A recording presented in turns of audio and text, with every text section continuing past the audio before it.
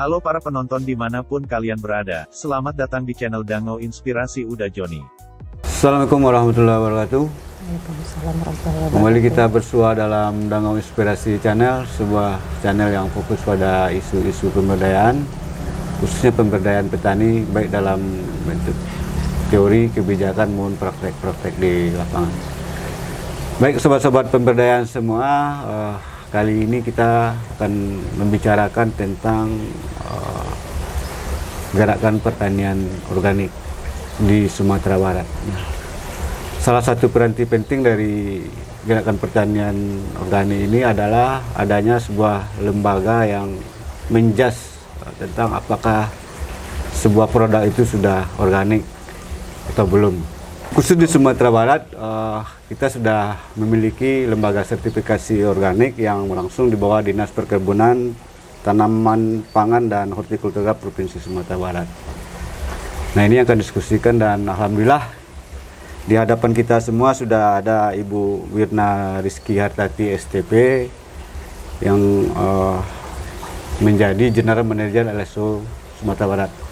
Selamat pagi Bu Wina. Selamat pagi Dayos. Sehat Bu Wina? Alhamdulillah. Alhamdulillah. Nah, sebagaimana yang kita hantarkan tadi, kita ingin mengetahui lebih dalam tentang lembaga sertifikasi organik yang langsung berada di bawah Dinas Perkebunan, Tanam Pangan dan Hortikultura Sumatera Barat, dan Ibu kan adalah salah seorang atau yang mengelola lembaga ini, dan ini yang akan kita diskusikan karena ini memang penting ya, sebagai wujud kita serius dalam mengembangkan pertanian organik di Sumatera.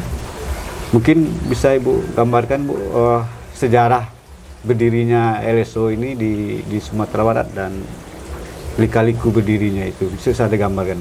Silakan Bu Wina. Terima kasih Dayos. Baiklah, mungkin sama-sama kita ketahui bersama pasca revolusi hijau pada tahun 1960 mungkin banyak terjadi kerusakan lahan, tidak hanya mungkin di Sumatera Barat tapi juga di Indonesia. Nah, seiring mungkin dengan meningkatnya kesadaran masyarakat akan kesehatan, nah di sekitar era tahun 1980-an mulai berkembanglah pertanian yang ramah lingkungan, termasuk juga salah satunya di Sumatera Barat sendiri mulai sadarlah masyarakat akan pentingnya pertanian yang berkelanjutan, yang tidak menekankan pada penggunaan input yang sintetis. Nah, sehingga mungkin sama-sama kita bersama bahwa di Sumatera Barat salah satu pelopor dari pertanian organik itu adalah dari Bapak Insinyur Joni sendiri, yang mana pada saat beliau masih bertugas, pada saat itu namanya masih Dinas Tanaman Pangan dan Hortikultura Provinsi Sumatera Barat. Jadi beliau mempunyai ide untuk mendirikan lembaga sertifikasi organik Sumatera Barat, atau biasa kita menyingkat dengan LSO Sumbar. Nah, itu salah satu dari bentuk keseriusan dari pemerintah sendiri, dan juga sebagai bentuk jawaban bahwasanya selama ini kita telah melaksanakan budidaya organik tapi belum ada nih yang melegalkan apakah yang kita lakukan selama ini benar atau tidak, apakah sesuai dengan standar atau tidak. Dan juga salah satu tujuan dari pendirian LSO sendiri, di Indonesia mungkin sudah ada LSO swasta, tapi mungkin untuk pengajian mungkin dibebankan biaya yang lumayan besar gitu kan. Nah, jadi dengan adanya ide untuk mendirikan LSO pemerintah itu Jadi salah saya satu. potong sedikit dulu, sebelumnya hanya milik swasta yang ada, dan ini milik pemerintah ini yang LSO Sumatera Barat ini. Jadi LSO Sumbar adalah LSO pemerintahan pertama yang ada di Indonesia. Itu kita berdiri pada 13 Februari tahun 2007, itu berdasarkan SK Gubernur Sumatera Barat. Pada saat itu Gubernur Sumatera Barat dijabat oleh Bapak Gamawan Fauzi.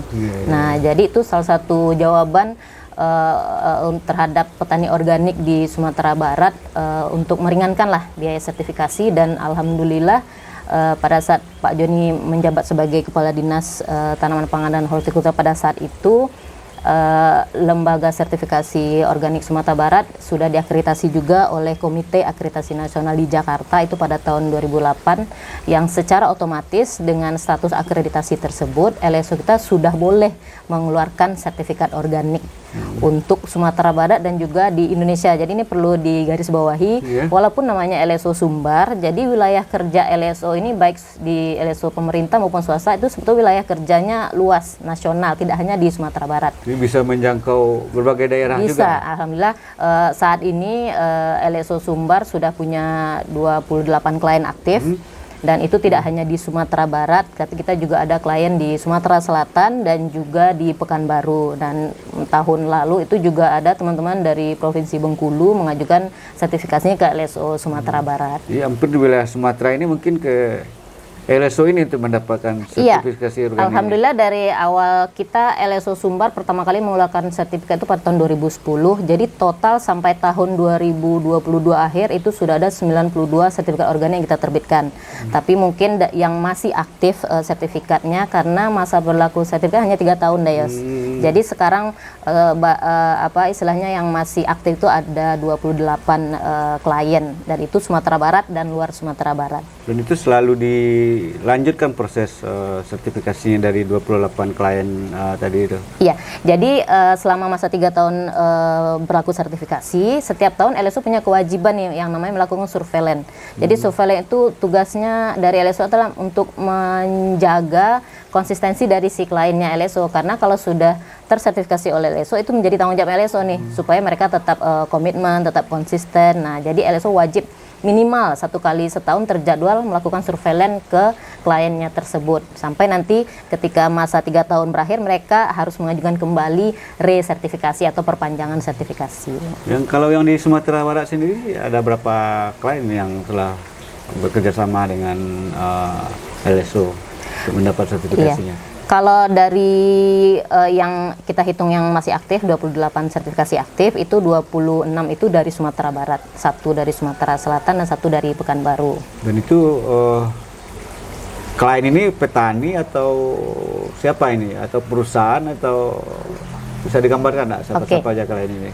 Oke, nah ini luar biasa pemerintah Provinsi Sumatera Barat dari awal LSO Sumbar berdiri, alhamdulillah Provinsi Sumatera Barat ini dengan komitmen bersama dengan Dinas Tanaman Pangan dan Hortikultura pada saat itu, jadi pembiayaan untuk sertifikasi ini dialokasikan dari APBD Sumatera Barat, dan itu gratis untuk petani atau kelompok petani yang hanya ada di Sumatera Barat. Tapi kalau untuk yang dari luar mungkin dibebankan biaya tertentu. Jadi siapa saja yang boleh mengajukan sertifikasi, dan itu bebas, boleh petani pribadi, atau petani keluarga, dia mungkin kan bisa kelompok tani, bisa gapoktan, bisa mungkin asosiasi atau koperasi atau organisasi lain lah mungkin yang mengelola pertanian organik. Tidak hanya mereka sebagai produsen langsung, bisa juga pemasar itu bisa juga mengajukan sertifikasi organik selama yang mereka pasarkan adalah produk dari produsen yang sudah tersertifikasi organik. Nah, itu tentunya dengan aturan dan persyaratan tentu. Mungkin nanti akan disampaikan juga oleh bagian teknis gitu. Jadi dari sejarahnya memang ini bagian dari komitmen ya, ketika tahun 2007 tadi ya. 2007 Sumatera Barat menginisiasi terbentuknya lembaga sertifikasi. Memang komitmen Sumatera Barat yang ketika itu sangat serius lah mengembangkan pertanian organik. Sebenarnya apa yang diharapkan ketika itu dari keberadaan LSO ini, Bu Gani? Oke, harapan tentunya dengan lahan yang sudah semakin kritis, kemudian dengan tergantungnya petani pada input-input yang sintetis, kemudian input ini kan lebih kebanyakan dari petani konvensional kan dibeli, mereka tidak membuat sendiri tentunya. Nah, artinya ketika pendirian itu memang belum ada ya lembaga yang bisa mensertifikasi, atau memang biaya sertifikasi yang sangat mahal ketika itu karena memang masih hanya ada pihak swasta yang melakukan proses sertifikasi ini. Sebelum adanya LSO pemerintah, terutama khususnya LSO Sumbar, itu LSO di Indonesia ini atau mungkin di luar negeri sudah ada, tapi mereka kebanyakan kan swasta, dan kalau swasta itu memang dibebankan sejumlah biaya tertentu, dan itu kalau untuk petani-petani kecil itu nominal yang cukup besar kan, dan mungkin mereka tidak sanggup untuk itu gitu kan. Nah, maka LSO Sumbar hadir, kita dengan standar yang sama, persyaratannya sama, tapi kita memberikan legalitas yang sama supaya apa? Petani kita ini punya level yang sama, pengetahuan yang sama, kesejahteraan yang sama, dan mereka tentunya bisa menjual produknya dengan harga yang pantas gitu, sesuai dengan upaya mereka selama melakukan budidaya organik. Dan itu gratis ya? Gratis Kalau di Sumatera Barat proses. gratis. Gratis. Untuk petani dan kelompok petani yang ada Dan di Sumatera setiap tahun Barat. itu selalu dianggarkan ya oleh pemerintah untuk kalau ada kelompok tani, petani yang ingin mendapatkan sertifikasi selalu dianggarkan sampai Ya, sekarang. alhamdulillah sampai tahun ini pemerintah Provinsi Sumatera Barat masih mengalokasikan APBD-nya untuk baik itu di kegiatan sertifikasi organik sendiri maupun di kegiatan pembinaannya. Nah, satu lagi kita di Sumatera Barat yang unik juga, mungkin tidak ada di provinsi lain. Sebelum ada LSO Sumbar, itu di Sumatera Barat kita punya yang namanya Satgas Organik. Nah, itu berangkat atau lahir dari BPTPH Sumatera Barat. Nah, jadi Satgas ini fungsinya melakukan pembinaan.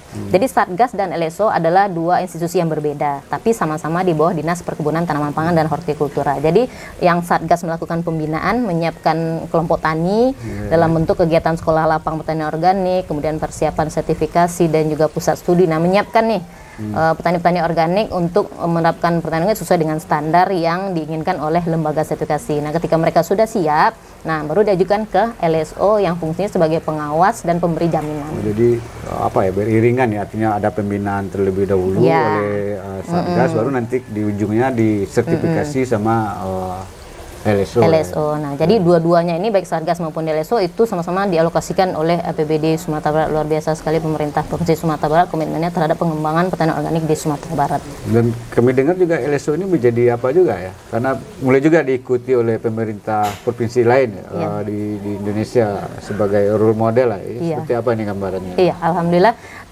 kita berdiri 2007, kemudian diakreditasi oleh KAN Jakarta 2008. Kita kan menjadi yang, kalau dulu masih yang pertama nih, LSO pemerintah, dan pada tahun 2017 teman-teman dari OKKPD Provinsi Sulawesi Selatan itu berkunjung lah, mengadakan studi banding ke LSO Sumbar, berkunjung langsung pada saat itu ya untuk melakukan pembelajaran tersebut, karena mereka juga punya cita-cita untuk mendirikan LSO pemerintah.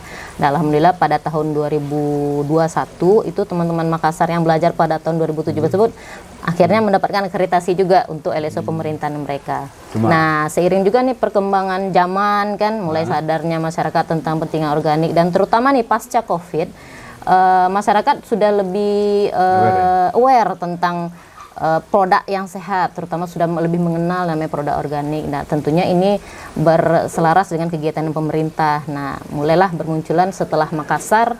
Setelah itu ada lagi yang belajar istilahnya sharing ilmu dengan kita, mulailah belajar teman-teman dari Jawa Tengah, kemudian teman-teman dari pemerintahan Jawa Timur, pemerintahan Provinsi Bali, kemudian juga pemerintahan Provinsi Sumatera Selatan, dan juga yang terakhir Provinsi Lampung.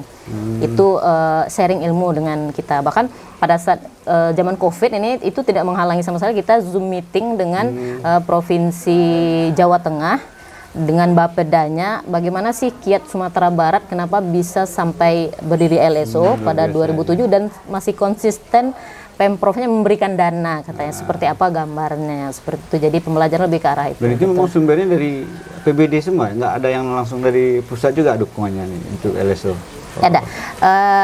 Berapa tahun awal ada juga dari APBN, itu dana pusat, itu pada saat terakhir 2012 itu langsung ke LSO-nya ada, tapi setelah 2012 mungkin lebih dialokasikan APBN pusat ini di bidang-bidang yang ada di dinas kita. Nah, mungkin tujuannya mungkin supaya lebih pemasyarakatan petani organik lebih menyebar gitu ke seluruh aspek yang ada di dinas kita gitu. Jadi tidak hanya seolah-olah miliknya Satgas nih atau miliknya LSO nih, jadi supaya dinas memang ikut mendukung lah pengembangan pertanian organik di Sumatera Barat. Sudah berapa itu Bu yang terbentuk LSO ya selain di Sumatera Barat? Yang betul-betul secara kelembagaan sama lah dengan LSO Sumatera Barat. Jadi di Indonesia sampai tahun Juni 2023 sudah ada 12 lembaga sertifikasi organik yang terakreditasi oleh KAN. Jadi yang mengakreditasi LSO ini KAN, namanya Komite Akreditasi Nasional. 8 itu swasta, 4 ini milik pemerintah. Jadi LSO Sumatera Barat salah satunya LSO milik pemerintah dan yang pertama LSO pemerintah yang ada di Indonesia. Baru diikuti oleh provinsi lain tadi apa saja tuh? Sulawesi Selatan, kemudian Jawa Timur, baru yang terakhir ini yang masih teranyar nih Provinsi Bali. Oh, yang sudah terbentuk lembaganya ya? Iya, yang sudah terakreditasi. Terakreditasi sama dengan Sumatera. Nah ini kira-kira tujuannya apa ini, Bu Wina, pembentukan LSO ini? Oke. Yang tadi sudah secara garis besar juga sudah digambarkan adanya LSO yang pasti itu untuk membantu program pemerintah juga mengembangkan pertanian organik, kemudian juga dengan adanya LSO pemerintah itu membantu meringankan biaya sertifikasi terutama untuk petani-petani kecil ini kan. Kemudian dengan adanya LSO produk mereka terjamin, kemudian mereka bisa menjual dengan harga yang pantas, otomatis itu nantinya akan meningkatkan kesejahteraan rumah tangga petani. Dan juga dengan adanya LSO ini menjamin bahwasanya produk yang dihasilkan oleh petani organik itu benar-benar sesuai standar. Nah, karena Standar juga organik, ya? banyak juga di pasaran yang beredar produk-produk yang diaku organik dan tidak ada lembaga yang mengakuinya. Dengan adanya LSO, produk ini terjamin benar-benar produk yang dihasilkan sesuai dengan standar. Emangnya berapa sih biayanya untuk bisa mengurus, kalau ke swasta misalnya berapa biaya yang dibutuhkan? Kalau ke swasta lebih kurang ya, kalau yang saya ketahui itu ranknya sekitar di atas 30 jutaan. Dan itu pun juga, ya? setahu saya dibatasi perluasan berapa hektar, kemudian mungkin pengajuannya per ruang lingkup juga. Tergantung luasannya juga. Tergantung ya? luasan. Jadi semakin biaya luas biasanya semakin. iya, tentunya semakin panjang hari yang dibutuhkan untuk melakukan pengawasan. Nah, tentu biaya juga lebih besar. Gitu. Kalau untuk petani-petani kecil rasanya agak keberatan, kesulit ya. Sulit. Makanya sulit. ini yang menjadi tujuan dari Iya. LSO ya, bagaimana LSO memudahkan pemerintah, iya. petani-petani di Sumatera Barat khususnya untuk bisa mendapatkan sertifikasi. Lebih kepada meringankan biaya. Kalau memudahkan dari segi proses mungkin tidak. Proses sama, persyaratan sama karena acuan sertifikasi organik sama, itu SNI 6729 tahun 2016. Seluruh LSO yang 12 menganut standar yang tersebut. Sertifikasi juga oleh KAN tadi ya. Terakreditasi. Terakreditasi oleh apa nama tadi? Komite Akreditasi Nasional KAN Jakarta. Itu yang selalu dinilai oleh. Setiap tahun. Setiap Jadi tahun. LSO yang sudah terakreditasi itu setiap tahun dinilai oleh KAN.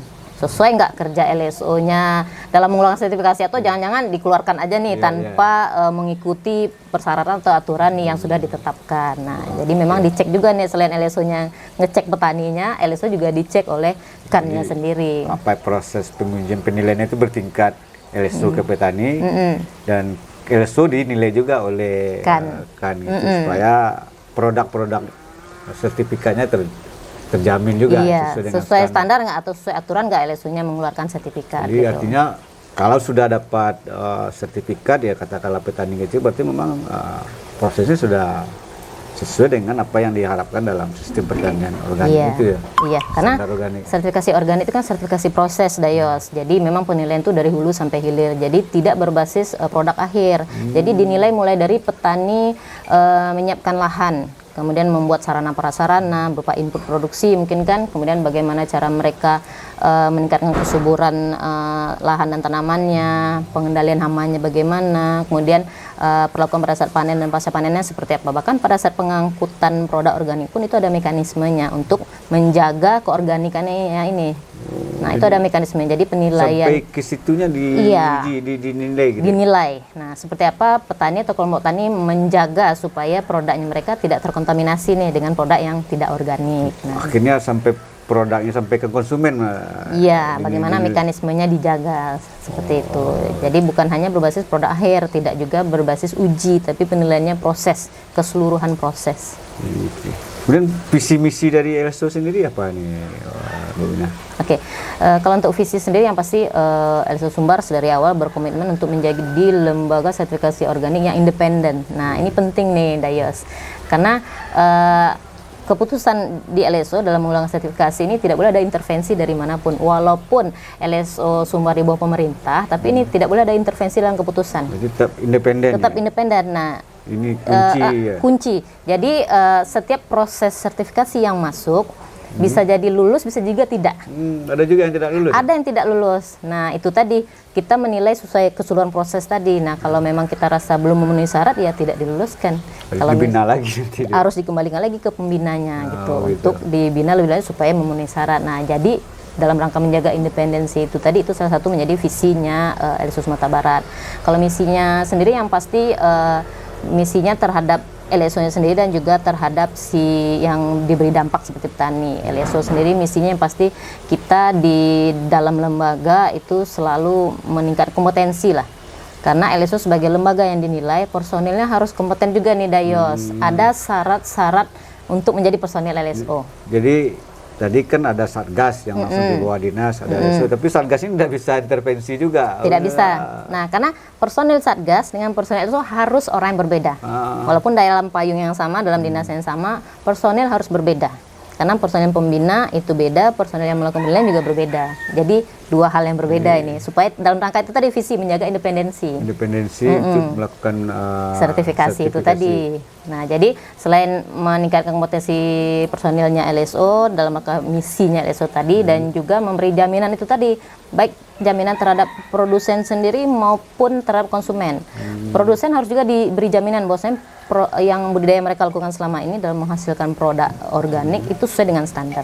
Nah, konsumen sendiri perlu dikasih jaminan juga bahwasanya produk yang mereka beli, baik ataupun yang mereka konsumsi, itu benar-benar organik, dijamin oleh LSO yang sudah terakreditasi. Jadi nanti setelah mendapat sertifikasi, boleh petani itu membuat labelnya gitu. Seperti apa ini hasil akhirnya dari bentuk akhirnya lah dari proses sertifikasi ini?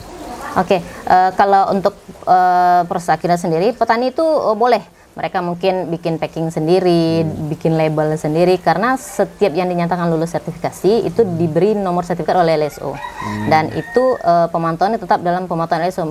Misal contoh, produksi mereka mungkin 500 kilo. Nah, yang mereka jual pun harus 500 kilo atau kurang dari itu. Kalau lebih, nah itu kita pertanyakan dari mana produk yang lebih ini gitu. Nah, jadi itu masih dalam pemantauan LSO. Baik dalam mereka produksi sampai mereka pemasaran dan pelabelan dari produknya ini tadi. Dan itu sudah ada di petani kelompok yang punya label-label organik hasil sertifikasi. Iya. Ada beberapa sudah ada yang punya, atau beberapa juga ada yang istilahnya bekerja sama dengan pihak kedua dalam hal pengemasan, dan itu dibolehkan selama prosesnya tercantum dalam SOP-nya si kelompok tani dan itu dilaporkan ke LSO. Jadi apapun yang terjadi di kelompok tani kalau terkait dengan sertifikasi, mereka harus melaporkan kepada LSO sebagai penjamin supaya apa, dalam rangka menjaga integritas organik mereka itu sendiri. Kemudian secara personil cukup nggak sekarang ini untuk melakukan kerja-kerja sertifikasi, atau seperti apa nih personil yang ada di LSO ini? Kalau personil di LSO sendiri mungkin ini agak salah satu keunikan juga mungkin karena kita LSO pemerintah dalam rangka menjaga independensi tadi Dayos. Jadi tidak boleh nih 100% personil LSO tadi pemerintahan itu tidak boleh. Itu juga itu. Jadi minimal 30% personil LSO harus dari luar. Tidak boleh dari dalam dinas perkebunan tanaman pangan. Maksudnya dari luarnya apa nih? Nah, boleh dari luar dinas, bisa jadi dari perguruan tinggi, bisa jadi dari praktisi, bisa jadi dari LSM, bisa juga dari produsen mungkin atau konsumen yang paham lah tentang pertanian organik. Nah, itu dalam rangka menjaga independensi tadi supaya tidak ada intervensi besar dalam keputusan terkait sertifikasi. Nah, itu salah satu syarat akreditasi lembaga sertifikasi organik. Bisa dijelaskan nggak lebih detail lagi? Ini ada yang bagian manajemennya, ada yang bagian yang ke lapangannya, apa namanya? Inspektor. Bisa dijelaskan lebih detail nggak seperti apa secara struktural dan proses kerja dari personil ini dan menjalani. Jadi kalau untuk struktur personil bagian dari organisasi LSO itu kan sudah disahkan ya oleh SK Gubernur. Itu yang paling tinggi tetap karena kita di bawah pemerintah, itu kita ada namanya pembina. Pembinanya adalah kepala dinas kita sendiri. Jadi siapapun kepala dinas, dia tetap melakukan pembinaan terhadap LSO karena bagaimanapun LSO kan di bawah pemerintah. Membina bukan mengintervensi ya. Itu beda hal. Secara keputusan kan tetap independen dari hasil apa tadi dari penilaian lapangannya. Nah, kemudian di bawah pembina itu ada pimpinannya LSO, kita namanya General Manager. Nah, itu yang memimpin keseluruhan kegiatan lah yang ada di LSO. Kemudian kita ada 3 manajemen nih, ada manajer teknis, itu itu bagian yang lebih ke arah lapangan, mungkin dalam hal pengawasan nanti ke lapangan. Kemudian kita ada juga manajer administrasi dan juga ada manajer mutu nih. Nah itu kemudian kita di LSO juga ada inspektor namanya. Nah inspektor ini nanti akan bertugas ke lapangan. Dan kita saat ini ada 8 inspektor yang sudah bersertifikat kompetensi inspektor. Nah jadi kita punya sertifikasi. Jadi nanti tugas inspektor ini menilai ke lapangan, hanya merekam. Inspektor Jadi tidak. inspektor ini disertifikasi juga kalian? Iya, ada sertifikat kompetensinya untuk inspektor organik. Yang menerbitkan sertifikat kompetensi ini kan ini juga siapa ini? Kebetulan kita diterbitkan sertifikat kompetensi oleh lembaga sertifikasi profesi namanya LSPPO. Itu mereka memang menerbitkan beberapa sertifikat kompetensi lah, bisa untuk inspektor, bisa untuk fasilitator, bisa untuk petugas pengambil contoh, banyak ranahnya. Jadi kita mengambil untuk yang inspektor organik itu sudah tersertifikasi. Jadi ada berapa orang nih, inspektor di LSO? Ada 8 orang. Dan itu cukup ini untuk mengcover kerja-kerja dari proses sertifikasi hari ini. Sejauh ini cukup, karena satu lagi saya lupa menyampaikan di awal, LSO Sumbar itu saat ini punya 3 ruang lingkup yang dianut untuk pengajuan sertifikasi. Yang pertama kita punya lingkup tanaman segar. Tanaman segar ini bisa tanaman pangan, bisa tanaman hortikultura, bisa tanaman perkebunan juga. Itu silahkan kalau ingin mengajukan sertifikasi boleh. Kemudian kita juga punya lingkup sertifikasi input produksi seperti pupuk organik dan juga pestisida organik. Nah, jadi kalau teman-teman produsen nih yang punya pupuk organik atau pestisida organik boleh mengajukan sertifikasi ke LSO. Dan kita juga sudah ada beberapa klien yang tersertifikasi. Dan yang ketiga kita punya lingkup pangan olahan organik. Jadi ada komoditinya ya, di pangan segar, kayak padi, mungkin termasuk gitu ya, atau kakao misalnya kalau perkebunan itu bisa. Teh kita juga sekarang udah ada klien teh. Nah itu bisa disertifikasi bisa oleh diajukan ke LSO. Input tadi ada pupuk sarana organik, produksi ya, pupuk mungkin pestisida organik itu bisa di. Kalau di Sumatera kita nama ramuan nabati ada ya, ramuan nabati unik kalau Sumatera Barat namanya. Itu boleh kalau mereka sudah memproduksi secara massal itu kalau untuk dijual disertifikasi ke LSO boleh.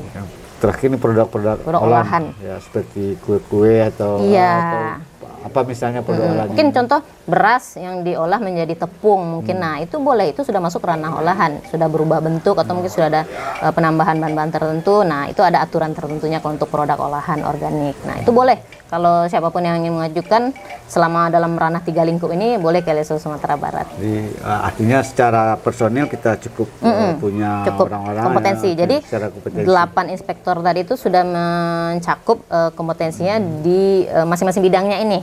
Nah, jadi kalau ingin mendapat layanan seperti apa nih? Ke LSO ada linknya, ada apa ya? Ada prosedurnya seperti apa? Oke, kalau untuk layanan memudahkan ya ya untuk pelayanan sertifikasi. Nah, kalau untuk pelayanan sertifikasi sendiri mungkin bisa juga datang langsung ke kantor. Kantor kita beralamat di Kompleks Dinas Pangan, Jalan Raden Saleh nomor 4A. Kalau sekarang namanya Jalan Jaksa Agung R. Suprapto. Ada pergantian alamat sedikit, tapi tetap kantornya sama.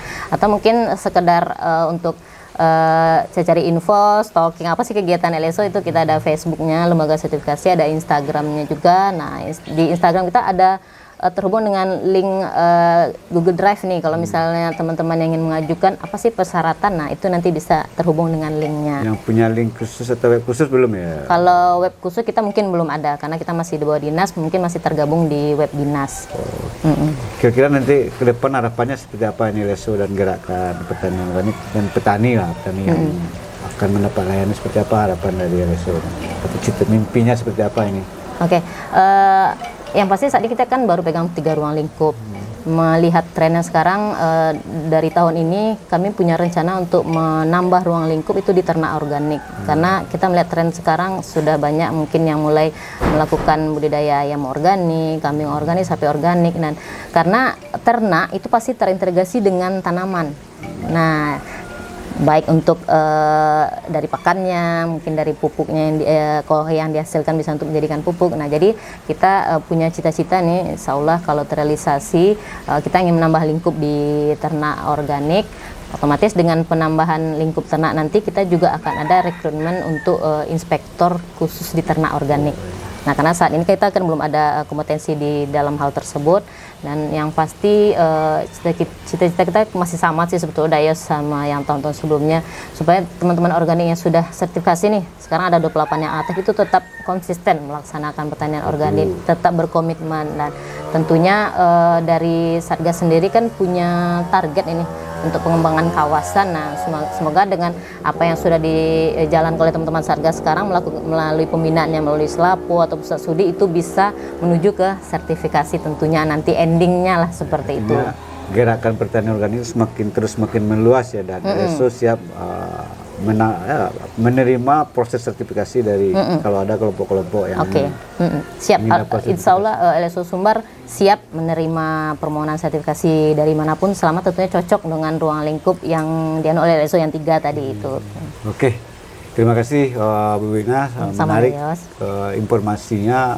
Ini mungkin bisa menjadi gambaran lah bagi petani-petani organik di Sumatera Barat bahwa kita di Sumatera Barat sudah punya lembaga yang bisa mensertifikasi produk-produk organik, baik dalam ruang lingkup produk hasil dari pertaniannya, olahannya maupun sarana produksinya.